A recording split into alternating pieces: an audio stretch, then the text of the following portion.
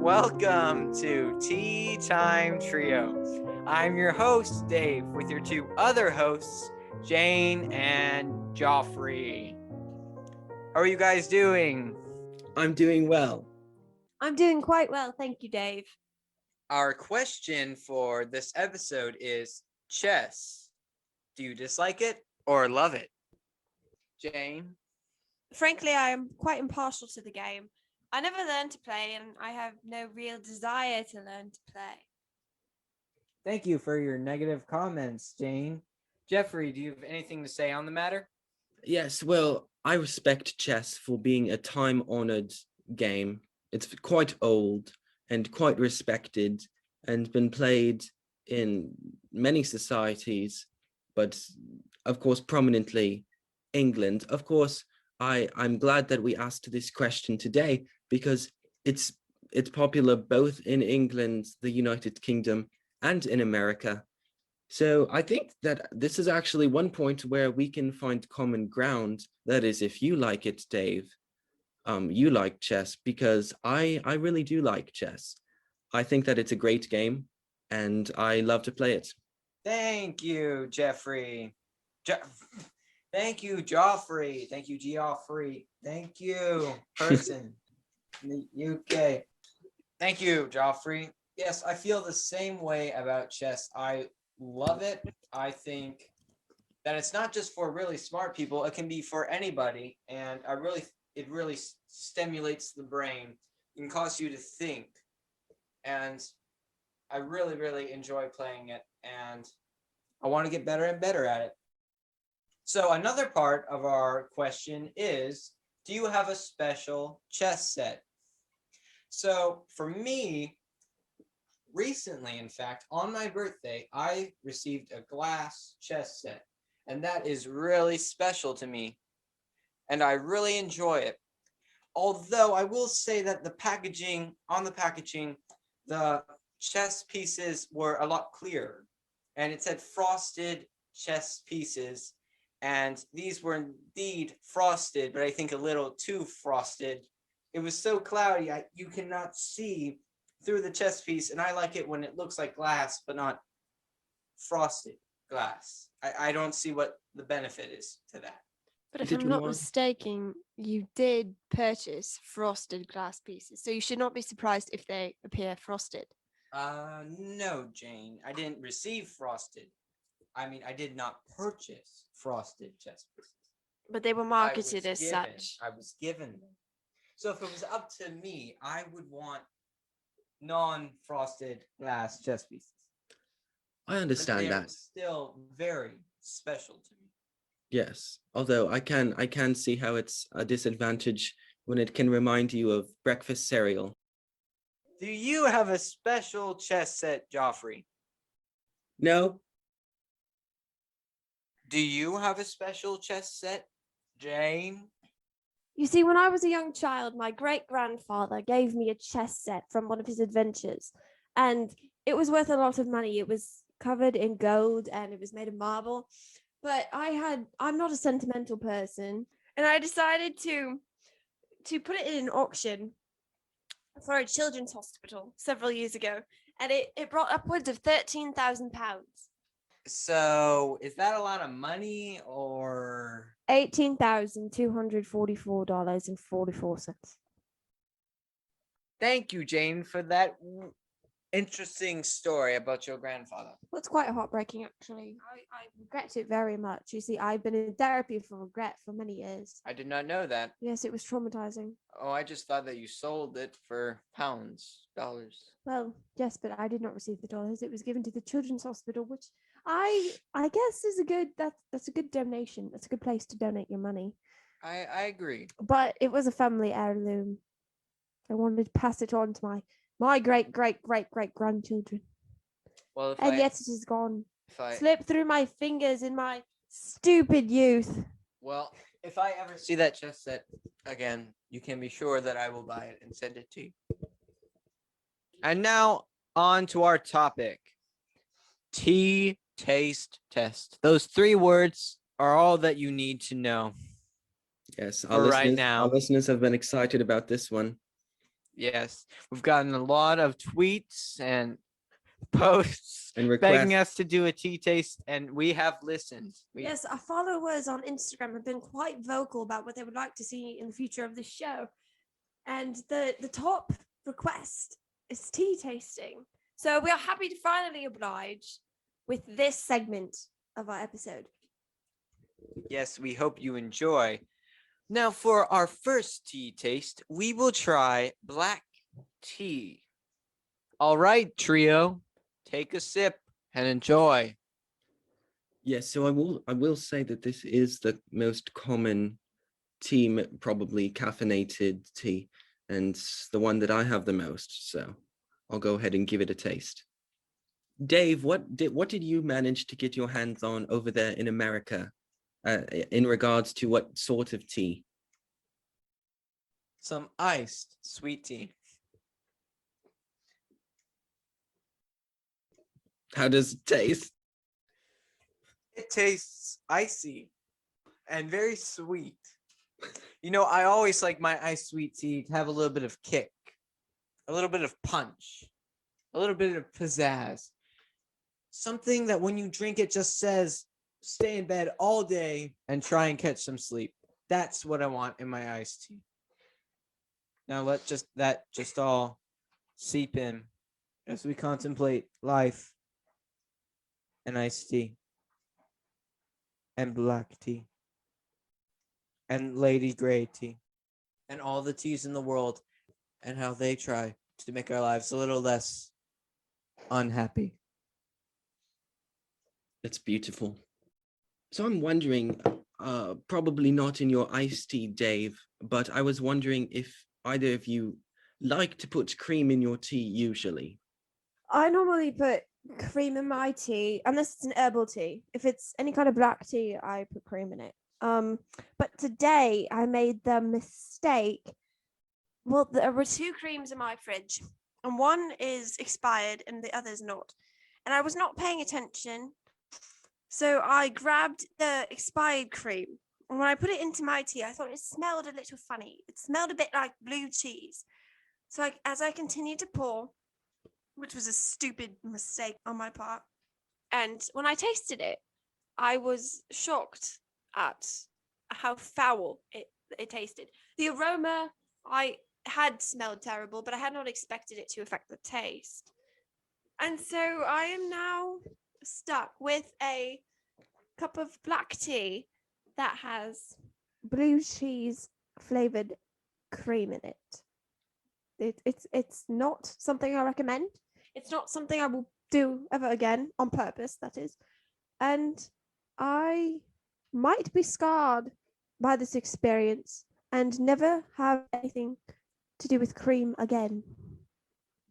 Try dipping some buffalo wings into it. It's not a terrible idea, except we have to remember that it is mixed with tea. So we could dip buffalo wings in with the rest of it, though. That might make a delightful little snack. Yes. So I pity you. So for all our listeners out there, that's just one thing to do with tea that you can learn from. Please don't replicate Jane's experience. It's not pleasant, as she has attested to. Check your half and half / cream for freshness before pouring it in your nice cup of tea. Unless you want to dip buffalo wings into it. So we know that Dave obviously did not include cream in his sweet tea. Absolutely not. So, Joffrey, what are your thoughts on cream? So I definitely love cream so much. In tea, I just add, a splash, a normal amount of tea as per usual, the usual amount. However, in coffee, I'm not a huge fan of it. So I prefer my coffee whenever I am forced to have it. I of course, prefer tea, a far more elegant and sophisticated and refined beverage, to be sure. However, when I do drink coffee, I like to have it 75% cream and 25% coffee. I believe that's the best ratio. That is interesting. I never thought of you much of a scientist, but I like your ratios. Yeah, I'd have to agree. 75% sugar and then 25% iced tea. Which brings us and leads us into our next question: sugar, yes or no? I've already given my explanation, which is yes to sugar and iced tea, personally. But, Joffrey, what do you think? Well, I think that it can add definitely to the beverage. However, I do think that there is such a thing as too much sugar, and when it starts taking away from the flavor and becoming the primary flavor in the tea, then I think that it can take away from some of the finest teas, especially in the United Kingdom. We pride ourselves on very specific and subtle but wonderful flavors for herbal teas, or flavored black teas, such as Earl Grey, Lady Grey teas are very popular. They're black tea with citrus flavors. So I think if you have too much sugar, then it can definitely overpower it. I agree with that, unless you want the sugar there to overpower everything else, so you just taste the sweetness and then go into a coma afterwards. Jane, what do you think about sugar? Yes or no? I am personally not a big fan of sugar in my tea, honestly. I just out of habit and laziness normally drink my tea without any sweetener. But when I do want sweetener, I go for a stevia or a natural sweetener such as monk fruit or something of that nature. Very interesting. Monk fruit. Haven't heard of that. It's what the monks sweeten their tea with. Interesting. Wait, so like monks in monasteries, or are you talking about like the monk?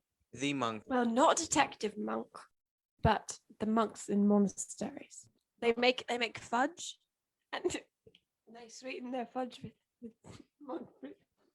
That is good to know. So now, tea time trio, we move on to Lady Grey. Jane, Jeffrey, take your tea and drink.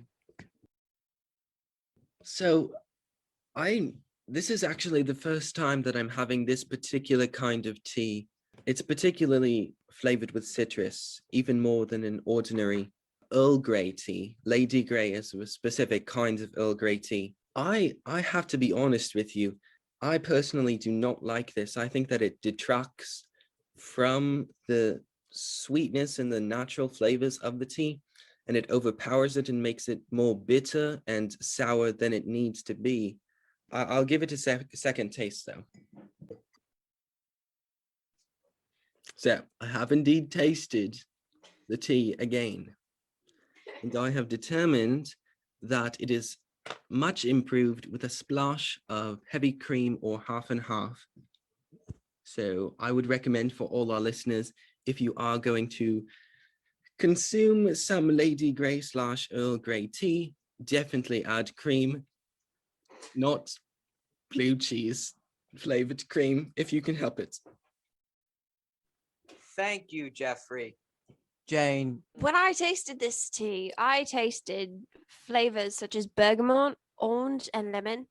And frankly, that is my mother's favorite essential oils combination. She diffuses it all around the house at all times of the day, the week, the month, the year, every holiday, every night, everything. She's obsessed with it. And so I do not like this tea because it brings back memories of my mother's home and how it always smelled of bergamot, orange, and lemon essential oils. I believe that this tea could be well improved with some additional flavors added, such as peppermint or chamomile or basil, but I do not like this tea how it is right now, and I would not recommend it to anyone unless you enjoy the citrus flavors in a tea. Thank you, Jane. I personally have not tried Lady Grey tea, but I wouldn't mind trying Lady Grey iced tea. I think that perhaps the ice would make it more tasty and more luscious. The flavors might just pop out of there like The flavors might just pop out of their proverbial shells and slap you in the mouth. Isn't that right, Dave? I'm sure that iced Lady Grey tea would be a big improvement than just regular Lady Grey tea. Am I right, Jane? I don't know if you're right or not, because once I iced an herbal tea and it was not very pleasant. Like if you iced chamomile, not pleasant. Don't do Have that. you tried adding sugar, I don't sweetener, prefer sweet. stevia? I'm sure that would greatly improve the taste, but still. Listen, listen. What if you added cream to an herbal tea? Listen. If you want to enjoy the beautiful world of tea and iced tea, the first step is to always add at least a cup of sugar. Always to each tea. I'm sure that would do it, but I'm sure that's also why 75% of Americans are diabetic. So now let's move on.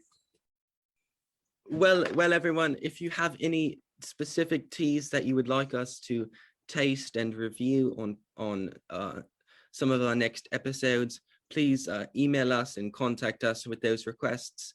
You can also follow us on Instagram at Tea Time Trio Podcast, and you can DM us there with your requests and follow us and like every picture we have and tune into every non-existent live stream. Jane. And make sure to contribute Jane, financially Jane, don't make so me that mute you. the rest of us can get a paycheck like Dave. Jane, don't make fun of my paycheck. Jane, I'm sorry, but I'm going to have to mute you from Zoom. This is Tea Time Trio. I'm your host, Dave, with your two other hosts, Jane and Jeffrey. Farewell. Farewell, and don't ever put blue cheese cream in your tea. You will regret it. A cup of sugar, it will change your life. Goodbye.